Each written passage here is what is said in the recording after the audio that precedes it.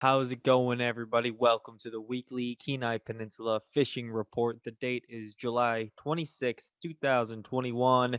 And yes, everybody, the sockeye are here. The red run is on. We're catching fish here. This past week has been crazy. I've been fishing long, long hours. And yeah, we've been catching 'em. We've been hitting them hard. I've been hitting my limits every single day. And most people I've been seeing are hitting them too. So if you're on your way to the Kenai River, now's a good time to come. And it looks like the fishing's only going to get better. So as always in this video, I go over emergency orders and of course on the ground field reporting. Let's look at what the state wants us to know. This is a reminder: no retention of king salmon in the Kenai River personal use dip net fishery. The Alaska Department of Fish and Game reminds Alaska residents the Kenai River personal use dip net fishery is open July 10th through July 31st. However, the retention of king salmon in the Kenai personal use fishery is prohibited this season. Restrictions to the sport fishery when it opened July 1st, and the recent closure of sport fishing for king salmon on the Kenai River, effective July 21st, prohibits the retention of king salmon in the personal use fishery per the Kenai River Late Run King Salmon Management Plan. Any king salmon caught incidentally may not be removed from the water and must be released immediately and returned to the water unharmed. Okay, so for all my dip netters out there, you got to let those kings go. That's what the state has ordered. And if anyone is dip netting, I've been down there. It's been pretty cool. A ton of people on the beach and a lot of people catching salmon. And there has been some pretty good days where people limit out quickly. Not every day, but we'll go over that shortly here. Then just a reminder: the Kenai River is closed to king salmon fishery. They updated this on July 21st. And the Kasilof River as well is closed to king. So no kings, guys. No kings. They are out there. I've been seeing them.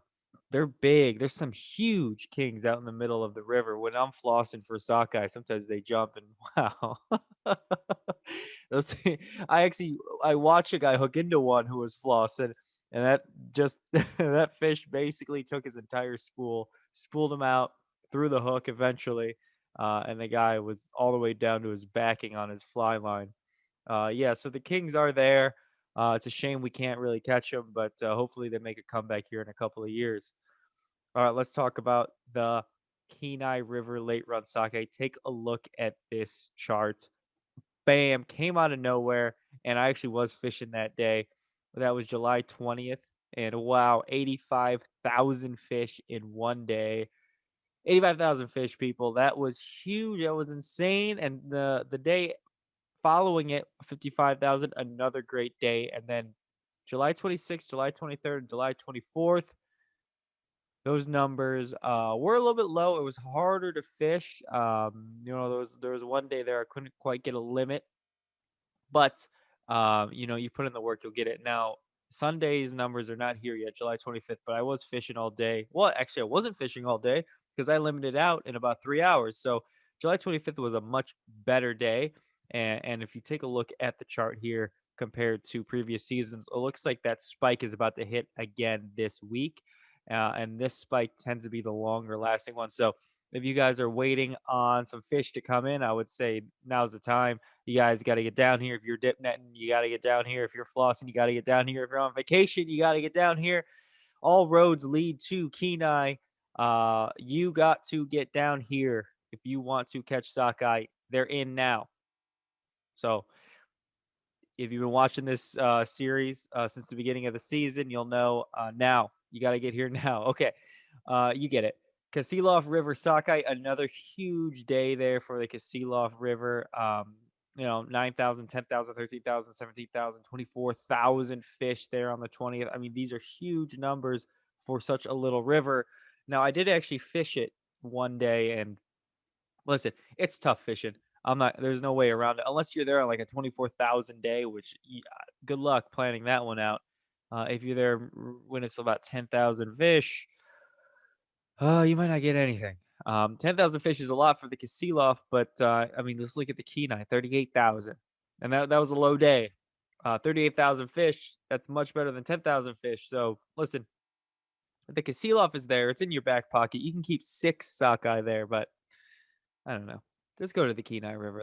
That's what I'm saying. And now Russian River sockeye, they're starting to come in, people. I know there's a lot of fans for the Russian, and we're getting them 500, 1200, 691. It's a pretty good season for the Russian, and I have been seeing a lot of smaller sockeye get caught down in the Kenai. And I know the Kenai, generally the smaller sockeye they say actually spawn in the Russian, and specifically today or on Sunday the 25th, there was a ton of Russian-sized sockeye being caught in the Kenai. So I think that's about to spike too. So if you have any plans to get to the Russian, I would say the next 48 to 72 hours, you might have some good fishing over there. And of course, let's take a look at the Chinook. Yes, it's catch and release, but wow, there was a there were- the Chinook spiked that day. That day with 85,000 fish, they all came in, and I was there on the river, and that's when I saw that guy hook into a big one. And so it's good to see them. I'm happy that they're in the water. I wish there was more of them, was what it comes down to. 182 on July 24th, 128 on July 23rd, and 189 on July 22nd. You can see that big spike there, 510 on July 20th. See, those are the days. If we had a run of a week or 2 weeks of 500 kings coming up, that would be something. But unfortunately, it looks like it's going to be a low season. I'm hoping with future fish projections, we get a little bit more kings here, but yeah, they're not going to reopen that. So that is unfortunate. And of course, if you guys do want some kings, head on down to the Nanilchik. They're having a bumper bumper year. It looks like, man, they're having all kinds of kings. But the big numbers 4 or 5 a day, 20 a day. So there's not a whole lot going on there, but for the Nanilchik, it is kind of a record. To cap it all off, if you guys are coming down to Kenai to catch sockeye, now is the time. This week is going to be big. I think it's going to be a great week. And let's take a look at the water temperature. Let's see, water temps. We're missing data on July 22nd. I've noticed that when there's a bunch of fishermen in town, the data gets a little wonky. I think that's because the demand is so high. It's hard to get those computers up and running. But we are hovering at about 49-degree water temperatures with an upward trend. Now, the last 48 hours have been a little cold and rainy, but I'm thinking with some sun and stuff, we're going to see a little bit warmer temperatures, which of course will bring in those sockeye. Air temperature, the same. You kind of see those ups and downs here, 65, almost 70 degrees one day. July 19th, we did break 70. So it's been stable air, stable water temps. And yes, it looks like the discharge is down. Again, we were above average when that big spike came in. Yes, we were above average. That's when those fish came in. And now we're below average. Now, I was there at the river on Sunday, the 25th, and the water levels were down, but the sun came out. Those glaciers are melting. And I think we're going to see a little spike in discharge here and a spike in salmon that always seems to coincide with these discharge spikes. Again, this gauge height has been steadily decreasing over the last 3 days, but again, that's probably going to go up here as well as the fish numbers too. So, everybody, thank you so much for watching. I do this every week. I like to watch the salmon runs, and it's been real. It's been fun to watch the salmon run start from nothing, and now we're getting into the heat of it. And I am just so grateful that all you guys like watching me talk about fishing because I love talking about it. And I love being out there and sharing everything that I see with you guys. So if you like it, share, like, subscribe. Looking ahead, I'll probably stop doing this after the salmon runs over when moose season starts. I'll have some hunting videos up there, and of course, we'll get some winter activities going up there on the channel, maybe some ice fishing and skiing. So, still haven't really decided what winter will look like, but ice fishing is going to be a major part of it. As always, share, like, subscribe. I'll talk to you guys next week.